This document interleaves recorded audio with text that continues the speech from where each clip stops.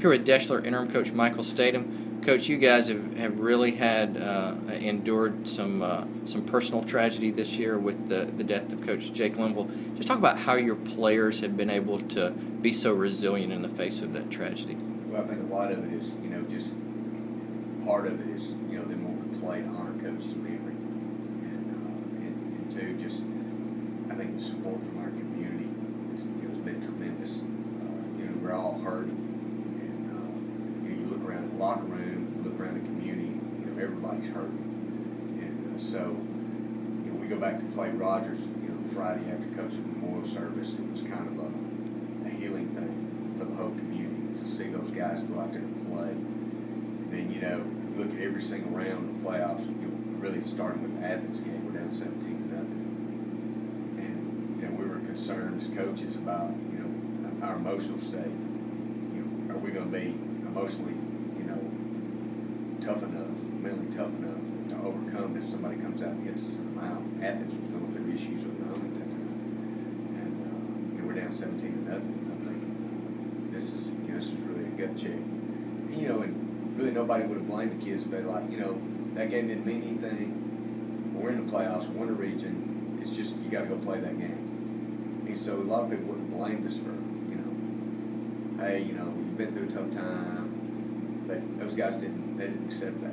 We come out and score 28 unanswered points. Sam Howard, I think he had 30 carries that night. Just, our starting tailback was out that night too.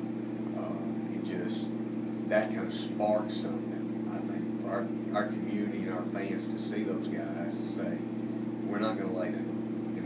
And you guys have won 13 in a row. I mean, it's hard to do that in the best of circumstances.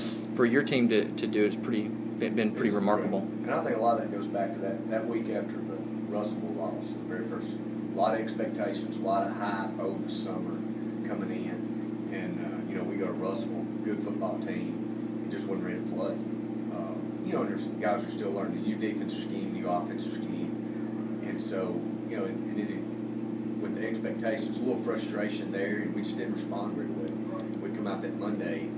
It was kind of like one of those Black Monday practices. We're out of school that day. We probably practiced for over 3 hours. There's a lot of hitting, a lot of competition, a lot of finding out, are we gonna come in, or what are we gonna do here as a team?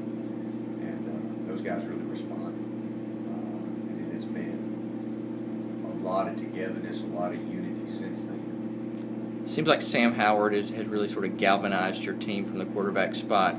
He's a dual threat, but he really gives you the dimension to stretch the field, to throw the ball deep down the field. Just talk about his development and the offense's development overall with this new scheme. And I think the deep ball threat is what really helps Sam. Because you got some quarterbacks are very mobile, but maybe can't throw the ball downfield, maybe not quite as accurate in a short game. Sam gives us the threat of a power runner inside the tackles. Now, he's not much on the perimeter.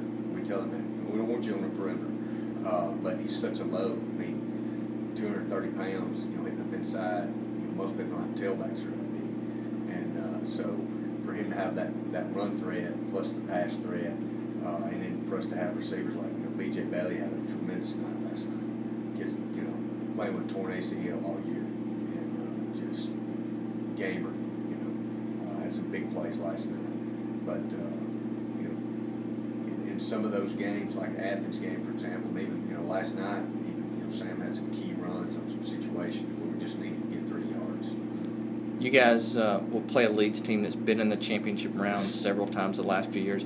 They have the experience advantage there. How do you guys overcome that? Well, I think it's more focused on what we do and what they do. We faced some teams this year that were pretty good, and I think for our guys, it can't just be a thing where we're just happy to be here. We want to represent our community well because they've been supportive of us all through the year, and so we're going to go out and we're going to scout them and we're going to get ready for them just like we have any other